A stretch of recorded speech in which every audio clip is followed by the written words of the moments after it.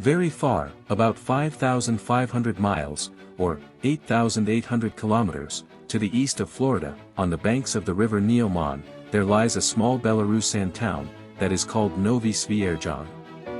In olden days, the Belarusian word Śvіeržаń meant a solid section of a river bank, where ships could easily moor. The word Novi means new. This was where the Baltic water route began. It used to connect the Grand Duchy of Lithuania with Konigsberg and Prussia. The first written mention of Śvіeržań has to do with the family life of the Grand Duke Vitaut. Vitaut and Martin V. In July 1418, Vitaut's wife Hannah died. They say that he grieved for her bitterly, but not for long, and already in November, he married her niece named Juliana Ivanova from the Holshanskis. Vitaut was Juliana's uncle-in-law. Therefore, the Pope's permission was required to conclude the marriage. The Pope at that time was Martin V. He was elected at the Council of Constance in 1417. In 1415, at the same council, the national hero of Czechia named Jan Hus was tried and sentenced to death. It led to the long Hussite Wars, 1419 to 1434, between Jan Hus's supporters and the Catholics. The most famous Hussite military leader was Jan Žižka, who, together with Vitaut, fought in the Battle of Grunwald against the Teutons. Pope Martin V issued a bull urging Catholic Christians to crusade against the Hussites. Vitaut sent an army to help the Hussites, and they proclaimed him their king. All these events took place after Vitaut's marriage to Juliana. In 1428, the Grand Duke gave his wife several towns, including Śvieržań. In 1575, Śvieržań became the property of Mikołaj Krzysztof Radzivil, 1549 to 1616, nicknamed Sirotka. The Orphan. Sirotka, Mummies, and the Church. According to legend, King Johann II, August, once saw in his palace little Mikołaj alone, and exclaimed, "Oh, you are my poor orphan, forgotten by everyone." In fact, Mikołaj Krzysztof did have parents. His father was Mikołaj Radzivil, 1515 to 1565, nicknamed the Black, the Chancellor of the Grand Duchy of Lithuania. His mother was Elżbieta Szydłowiecka, 1533 to 1562, a daughter of the Chancellor of the Kingdom of Poland. Mikołaj's life was bright and eventful, a good education in his homeland and in Europe. A political and military career, friendship with the most noble people of his time. In 1601, a book by Mikołaj Radzivil, Sirotka, was published. It was titled Peregrinatio, or Pilgrimage to the Holy Land. Written in Latin, this book was reprinted many times and was translated into the Polish, German, Russian, and Belarusian languages.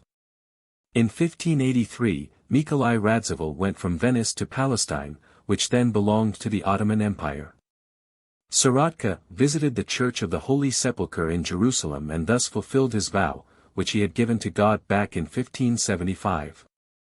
Then, the journey did not go according to the plan, as the land route through Constantinople was closed at that time due to robbers. It was possible to stay in Tripoli and wait for Venetian ships to go from there to Europe. But, on the 29th of July, 1583, Radzivil sailed to Egypt. He visited Cairo, Alexandria and, as a bona fide tourist, the Egyptians' pyramids. While sailing down the river Nile, the traveler saw a large number of storks on the banks. And hippopotami, which he called sea-horses. Radzivil was extremely impressed by the mummies. He even bought 2 mummies at the market and wanted to bring them to the town of Niovu Śvіeržaň. Then-a-days, the Turks prohibited the export of mummies to Europe.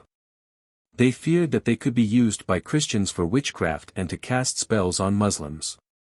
However, Radzivil treated the Turkish customs officers to wine, and they did not find anything illegal on the ship.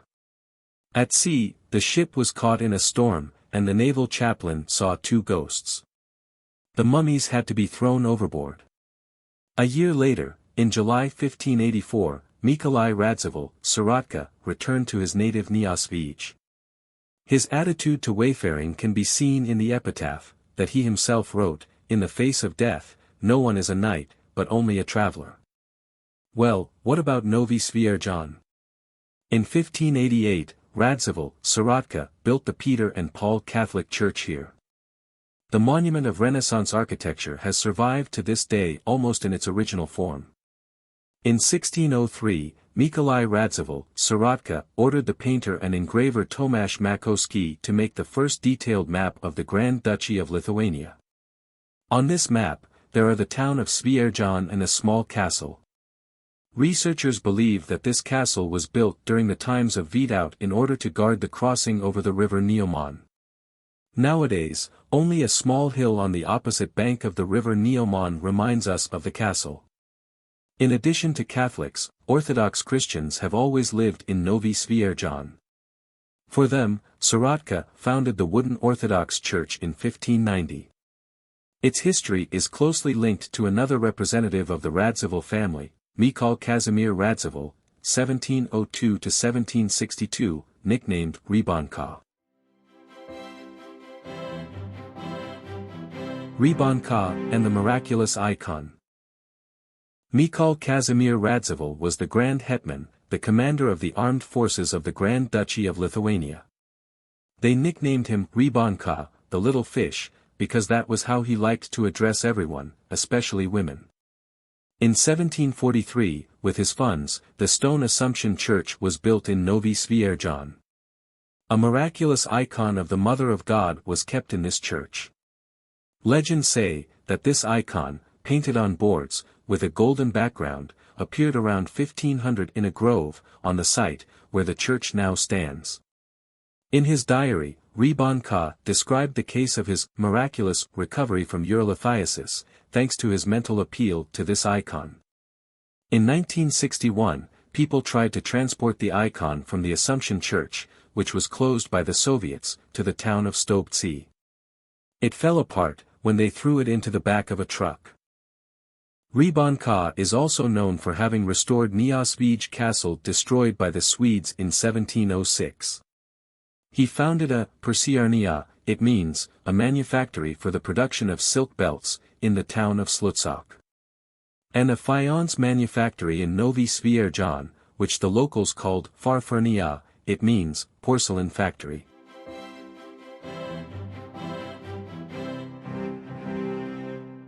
In the 18th century, it became fashionable in aristocratic circles to use faience ware instead of silver. Faience products resembled porcelains, which were so expensive at the time that only a king or an emperor could afford them. Radzivil, Rybańka, organized the production of faience in 1742, and it existed until his death in 1762. Local craftsmen worked there, and painting was done by a specially invited German artist. Only a few items have survived to this day, some of which can be seen in Niovu Śvіeržań castle. Faience is similar to porcelain in its composition and appearance, but the latter has some exceptional properties, such as durability, transparency, and the ability to produce a subtle melodic sound when struck. When mentioning porcelain, one cannot help but tell the story of the king of the Polish-Lithuanian Commonwealth, Augustus II the Strong. Alchemist of Augustus the Strong. In the Polish-Lithuanian Commonwealth, kings were elected by members of parliament, the General Sejm. Augustus the Strong, Elector of Saxony, was elected twice, in 1697, and, after a 3-year break, in 1709. Augustus was in constant need of money for his luxurious life and art collecting. That was why he kept several alchemists at his court, whose task was to find a way to transform base metals into gold. In 1700, Augustus the Strong invited Johann Friedrich Bottger, 1682–1719, to Dresden. He was known for his experiments on transformations of mercury into gold. Alas, a whole year had passed, but Bottger could not receive a single gram of gold. Augustus ordered to arrest and to place him in a laboratory cell, so that the temptations of the outside world would not distract the alchemist from his work. After 3 years of unsuccessful experiments, Bottger was transferred to Konigstein fortress. The commandant of which was Ehrenfried von Tschirnhaus, 1651–1708, a talented scientist who tried to solve the mystery of Chinese porcelain. In those times, porcelain was brought to Europe from China and it was extremely expensive. Once, Augustus even traded one of his dragoon regiments for several Chinese vases. The unsuccessful alchemist and his overseer began to search together for a way to produce porcelain. In 1705, Ehrenfried von Tschirnhaus and Johann Friedrich Bottger succeeded in obtaining red, or jasper, porcelain. It was opaque, but rang when tapped, and could withstand high temperatures. One day, Bottger noticed a snow-white powder for wigs, that was made of local white clay. This clay turned out to be the same kaolin, which white and thin Chinese porcelain is made of. On the 15th of January, 1708, Bottger wrote in his laboratory journal, that after 12 hours of firing, white translucent porcelain plates were obtained. It was a new ceramic material, that was superior in quality to the Chinese one. Thus, Augustus the Strong received porcelain instead of gold.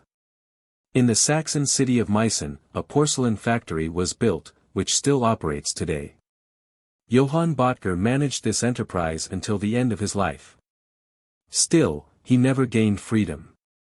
He was always kept under surveillance, because the authorities vigilantly guarded the secret of the white gold. In conclusion, let's return to Nову Śvіeržаń. The main square is adorned with the strict and majestic Catholic Church, which parishioners gather every Sunday for service. The Orthodox Church shines with golden domes, which recently replaced its original ones. If you turn off the main street, you can see the ruins of a brick synagogue. There is no one to restore it. There were no Jews left in the town after World War II. Nowadays, goods are transported not along the river Nioman, but by rail, which passed through the neighboring town of Stoke. That has become a large regional center. But it is quite a different story.